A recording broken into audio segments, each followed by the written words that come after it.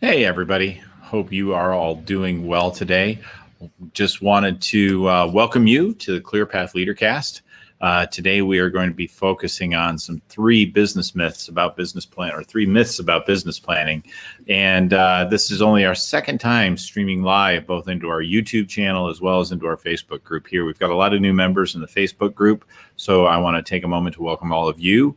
If you don't know already, you have an opportunity to jump in here and ask questions in the comments. I'll be able to see your comments as we go through. So if you have any questions you'd like to push out during the course of our time together, I'm happy to answer them. If you've approved StreamYard, I'll be able to actually see your name. Otherwise, it'll just tell me Facebook or YouTube viewer. So I apologize if that's the case and I can't recognize you or say thank you by name for your question. But we do these every Thursday at 5 o'clock. Our goal is to help train business owners and entrepreneurs who are scaling their business to start building those skills that they need to, instead of being kind of the roll up your sleeves in the details every day owner of a business. As you're growing, you really start need to think about bigger picture items, and instead of always looking down into the business, looking out into the future so you can start planning. It's a time where you have to start thinking about hiring and staffing and building some people around you.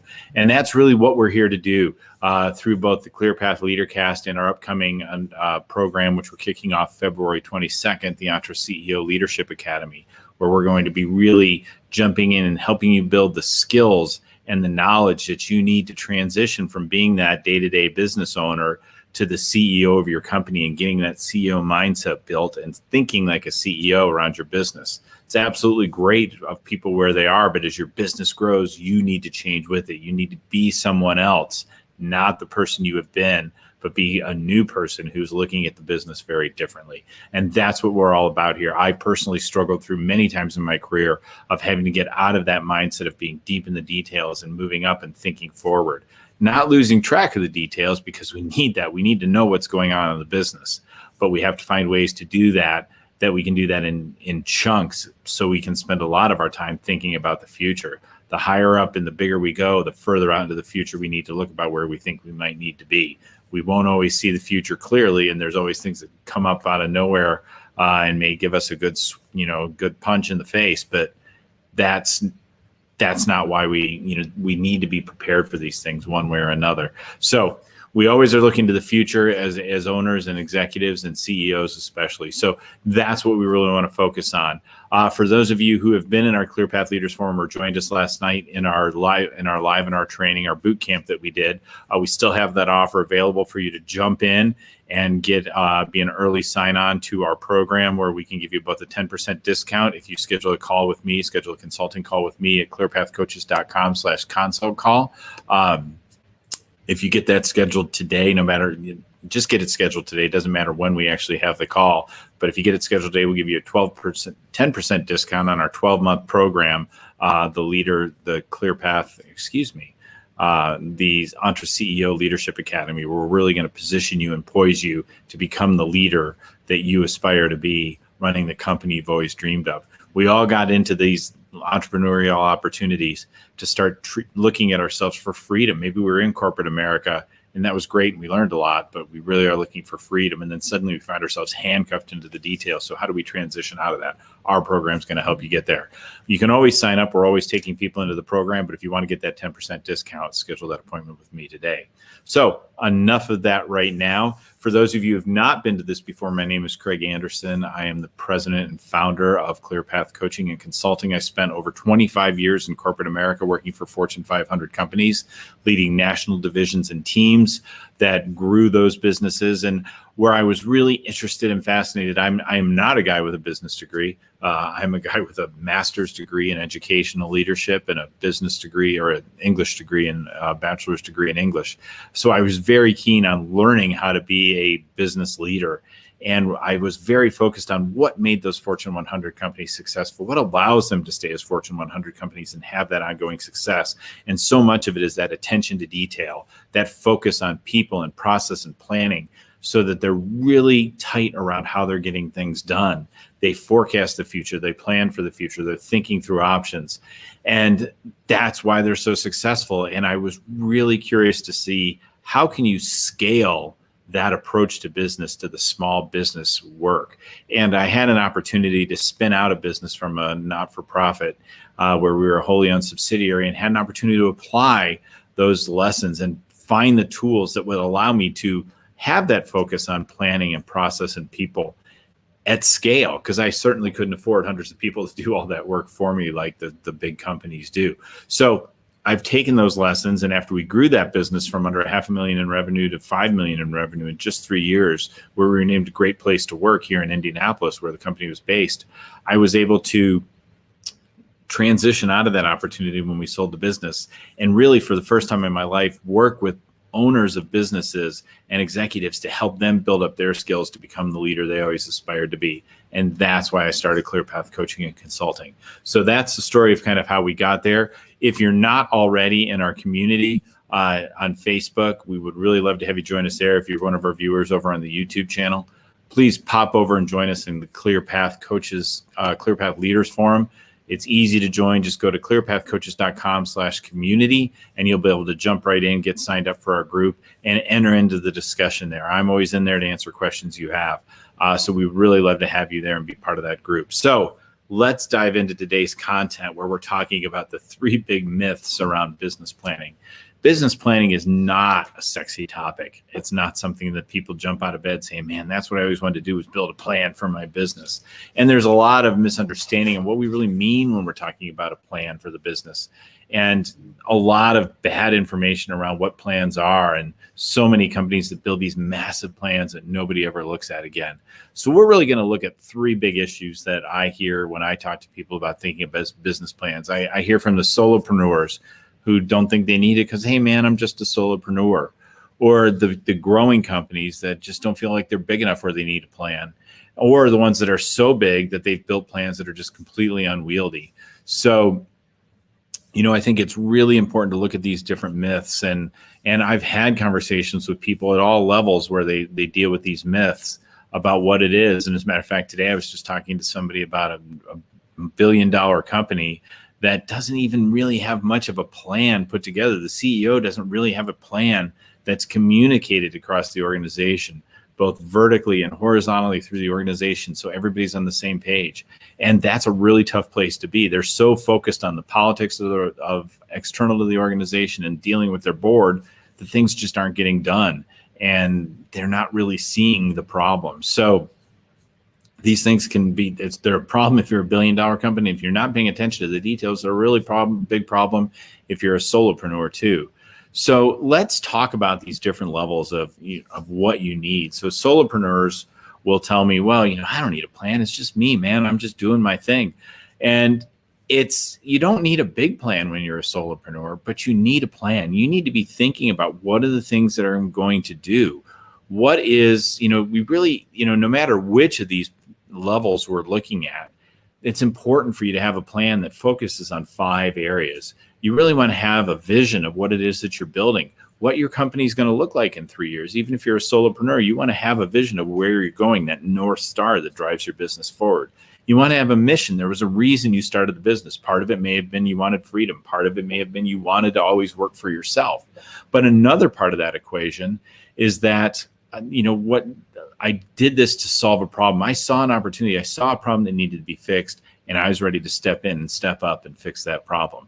And that's really your mission. That is the thing that really guides you and gets you out of bed every morning, because I'm solving this problem. I'm filling this need that I saw, and I'm making money doing it. So that is the essence of a mission statement. We look at objectives. What are those things that we're measuring that tell us we're going to be successful? We are also looking at our strategies of how we want to execute the business, how we treat our customers, how we find our customers, what kind of customers we focus on, How do we sell? What's the value creation that we're creating for our potential clients? So we think about the how of the business, how we want to run the business, what kind of profits are we looking for in the business? Do we want to be a high price provider with a few clients? Do we want to be a low cost provider with lots of clients? These are all important things to look at even for a solopreneur. And the last piece is the action plans for our business. When we set out our objectives of the way the numbers we're trying to achieve in our business and the strategies of how we're trying to run our business, the action plans are how we fill in the gaps once we identify those things. So those are the 5 key concepts to any business plan. And they're really important even for the solopreneur, because the solopreneur needs to be thinking about the future. They're in the interesting case where they've got their sleeves rolled up in the day-to-day, and they need to be spending time thinking about the future. Because if they're not thinking about, the work I'm doing today is the clients I'm going to have in 90 days, if they're not focused on that, they're not getting the job done. So, and they may find themselves just out of work and going back, looking. That's my big worry all the time is, am I looking to go back to corporate America? And once you've been out, it's really hard to want to go back in. So I really encourage solopreneurs to put that plan together, to start building levels of accountability. It's so important to be accountable as a solopreneur, because you may think, well, I'm accountable to myself and I don't eat if I don't work. Well, but what are the things you're doing that are going to generate with the work? What are the daily and weekly and monthly activities you're doing to make sure that you're doing the things to generate interest in your business, to treat your customers the right way, to plan your finances so that you've got a cushion for a rainy day, and that you're setting aside taxes, for when you have taxes to pay down the road. These are all important things that we want to build into your plan as a solopreneur. Now, we may not create a whole bunch of scorecards and progress reports on the outside of it, but we want to have that one document that you come back to every month to level set yourself, to say, hey, this is what I said I was going to do. Am I doing it? And if you need accountability for that, there's opportunities to hire a coach to do that, like me. There's opportunities to jump into group programs. All those things are ways that you can start building that accountability, finding another solopreneur who you're accountable to and show them the plan. And it's very inexpensive for you to build that plan. And, certainly we would love to talk to you about it if that would be helpful to you. So that's why solopreneurs need a plan. They need accountability. They need something that keeps them focused and grounded on how they're running the business. And it also is, really important to think about, I have a plan so that when different things happen, curveballs happen like COVID, or suddenly we come out of COVID and things start growing really fast, we need to be able to look to say, this is what I thought I was going to do. Now there's this new scenario that's going to move me up or down. How am I going to change to adjust to compensate for that? And how far off am I from where I thought I would be? Because that all gets into your planning and your ordering and different things like that. So crucial skills for you to be thinking about. Then I'm going to pause just a minute to see if there's any questions. Okay, great. So that's the solopreneur and why the solopreneur would want a plan. The next myth is, well, I'm not big enough to need a plan for my business. What do I need to plan for? I had a company I was working with over the summer that was in a pretty unique niche. And it was a really great place to be during COVID, when people were spending money on their homes and their properties and things around them since they couldn't go out of town. And I said to him, well, how do you plan for, what your revenue is going to be? And he goes, I don't know. We just, we do some deals, we make some money, and, hopefully we have some money left over, which is great until that deal flow starts cutting off. And if you're not setting aside money for a rainy day when things are going really well, like they were for this business, then you're going to be in a lot of trouble. So that particular company is probably living a great life right now, but where are they going to be in the future? And, they don't really have a plan. They just kind of execute on things. They have some plans for things they want to do, but they're not thinking out 5 years or even 3 years for the business. They're really just saying, what can I do to make money today? And so the planning process, that 5-step planning process we talked about, a big part of that is starting to see into the future and to think about what's going to happen in the future. Now, maybe I know things are going really well, but when am I planning for reserves to set aside in case, things start to not go as well, or just in a return to normal? If things are going to return to more of a normal growth pattern, am I investing in so many things right now that I can't afford to keep in that normal growth pattern? So we need to be thinking long term. We need to be prepared to adjust our numbers. And it also starts to clarify the work and sets priorities, because even these small businesses that maybe it's the owner and a bunch of helpers around them, they need to have clarity around how the business is going to be run so that these helpers around them, they're not constantly in the state of all telling them what to do every day, because they're going to get to that tipping point where it's like, well, now I've got so many of these helpers around that I'm having to tell what to do every day. I can't do it fast enough. And suddenly now I find myself in the way, and I'm actually not making the money I could because everyone's standing around waiting for me to get to them to tell them what it is they need to do. So having a plan that you communicate to your whole team so they understand what the priorities are, what the objectives are, how we're running the business, and what the priorities are on projects we're working on, so they can start making decisions that you don't have to be involved with every day. You're always going to want to have accountability. You're always going to want to check in with them on what they're doing, but you don't want to be in a position where everybody's checking with you every day to figure out how they need to do their job. We really want to get that team aligned, and the more we can share with them of how we want the business to be run, the better that they'll be able to align with us. And the other thing to think about is, when we get to the point where we're starting to hire maybe some leaders to help us manage that business, or even hiring people on the team, having that 5-step plan on one page is something we can share with them to say, this is the kind of company we are. Dude, does this look like the kind of company you want to work for? And that's an important piece as well. And this really refines your vision. When you get down to the vision of the business of where we're going to be in 3 years and how we're running the business, that helps people understand, oh, this is the kind of business I've always wanted to work for. Or that's not the kind of business I want to work for. I don't want to work the kind of hours that it's going to take to do this job. So really crucial for you to focus in on these things and have a plan that also prepares you for those rainy days, right? That puts you out for 3 years so you're ready to go and you're ready to adjust as you're looking forward. So the whole myth of we're not big enough to need a plan, not true. Everybody needs a plan.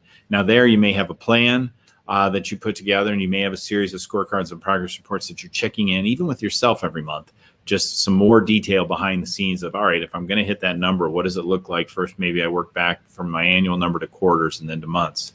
And I look back to say, well, this is the assumption I made of why I would hit that number. Did those assumptions come true? On your projects, I want to be checking in every month to see, am I hitting the major milestones that I need to achieve that closure on that project on time? Those are the reasons. So we may want to have a deeper plan behind the plan where we're really doing that monthly monitoring and really doing that check-in process. And then there's the other one that I see in, slightly bigger companies all the way up to, very large companies that use this 5-step plan or they don't use it. And they have these huge planning processes where people are just digging in and spending all their time putting together a plan where they're not actually getting work done that's adding value to the business because they're working all this time on a plan. And so they work really hard to build something, and then it becomes such a big unwieldy plan that it's hard to use it as a reference point when things are going on. So you're just like, we'll just toss it up on the shelf and we're never going to look at it again. But if somebody ever asks, we got a business plan. It's right up here on the shelf.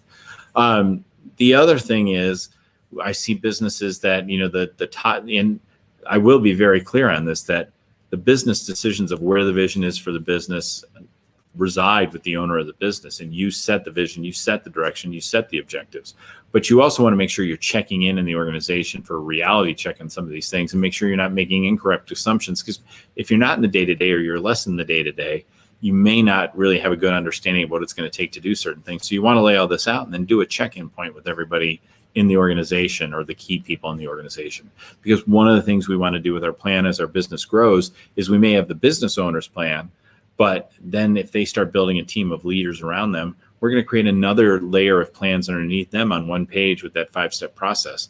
And we're going to want to make sure that those plans are aligned vertically with the owner's plan and then horizontally with each other. So we don't have a lot of infighting for resources. We want to have a meeting around the table where everybody presents these. So we make sure that everyone on the business is aligned with where the owner wants to go, and they're aligned with their colleagues to make sure they're not pulling on different resources or creating time pressures on one that's going to stop them from hitting their goals on getting projects done. It is amazing to me. I tell this story quite a bit of a company I was around the table, and the different business development and sales were all excited about all these initiatives they had going on, but everything rested on the person who had to create all the content, the learning content. And then when it got around to her turn, she looked at everybody and said, well, I assume I need to include in my plan that I'm going to hire 10 people because you all have just created work for 10 people. And knowing that she wasn't going to be able to hire those 10 people made it clear that no one had really meshed their plans horizontally until we had that time, and we had to start making adjustments to what was reality in some of the numbers.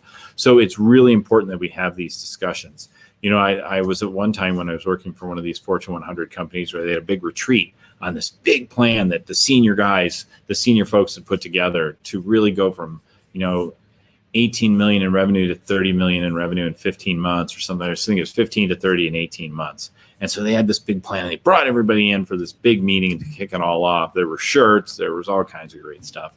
And the very first person to get up was over a division that had really been the moneymaker for the last 3 years. And they just stood up and said, hey, we've had a really great run, but I just need to tell you all that, our forecast is showing that's going to start to tail off a bit. So we're really not going to be able to contribute to this 15 to 30 million number.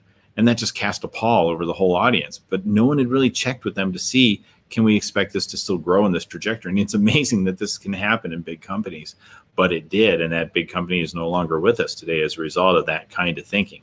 So it's really important that you make sure you do a reality check on this before you do the big rollout of the big plan for everybody. Now, the other side of it is, there was a company that I was with where the CEO really thought they had a plan. They were convinced they had a plan and a strategy, but it was pretty loose and it was pretty high level. And what was happening was underneath them, there was a lot of confusion about what was important and what wasn't important.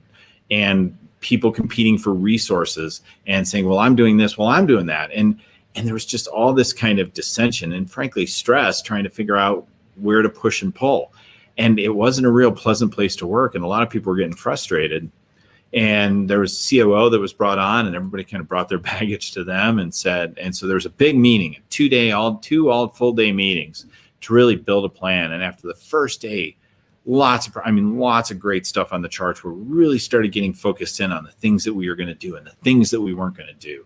And we went through all that, wrapped up day one, got into day two, really did some more of that great work. And then after lunch, kind of the wrap-up period came, and the COO triumphantly says, all right, based on all this, here's what our focuses are. Here's what we're going to do. Here's what we're not going to do.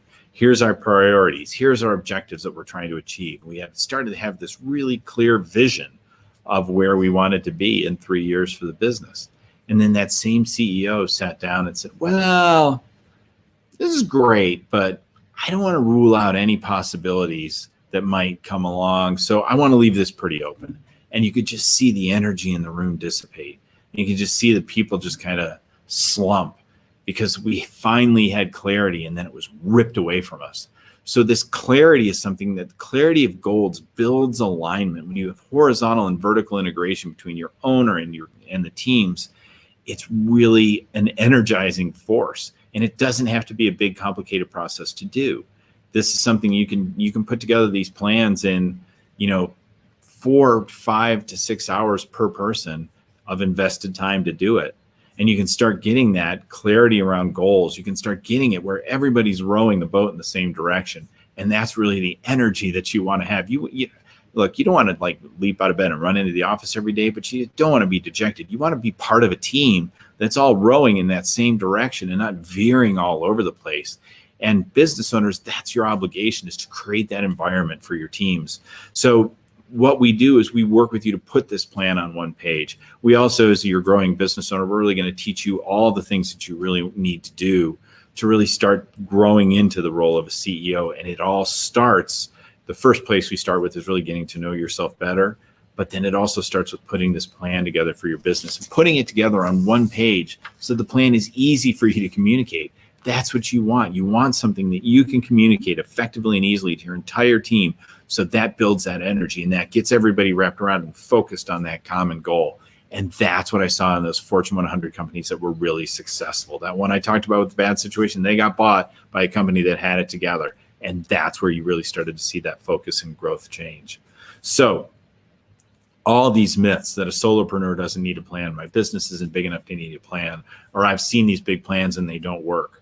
Those are all myths because there's ways to make it work and get you focused on your business. We may implement it a little differently depending on where you're at in your growth, but there's a way to build a plan for your business that's effective, that's not going to take all your time to build, and it's going to help you get clarity in what you're going to do to go forward and keep you accountable so that you are more likely to be successful. So I would really love to talk to any of you more about that. We've still got the consult call, clearpathcoaches.com/consult call. Let's talk about how we can get you into the Out Your CEO Leadership Academy. Let's talk about how we can help you become the leader of the business that you really want to be and have the business that you've always dreamed of, where you still have that freedom, right? We want to give you the clarity around your business, the alignment around your team. And we don't want you to feel handcuffed to your business. We want you to feel the freedom of being an entrepreneur and a successful owner, and maybe even take a vacation without having to check in and stay on top of things every day. And that's our promise to you, is to bring you that world that you can see so clearly. That's why we're called Clear Path Coaching and Consulting. We want to help you build that clear path forward. So join us in the program. If you're in our group, you can see our presentation last night where we talked through some of the other factors that are the content areas that we cover in our program. And I would encourage you all to join us on February 22nd, where we're going to kick off the intro program to the Entre CEO Leaders Academy. We're going to give you a lot of great tools that you can walk away from our free program. It's 5 days, 30 to 45 minutes a day, and you're going to leave with great programs going to allow you to move your business forward. We're also going to talk to you about becoming part of Leadership Academy, but I promise you, I'm going to give you not just the what, but also the how to a portion of the program in those 5 days. So please join us then, February 22nd. You can register at clearpathcoaches.com/register. Really enjoyed speaking to you guys today about busting these myths about business plans. If you have any questions, please let me know in the comments. Look forward to seeing you all soon. Take care. Bye-bye.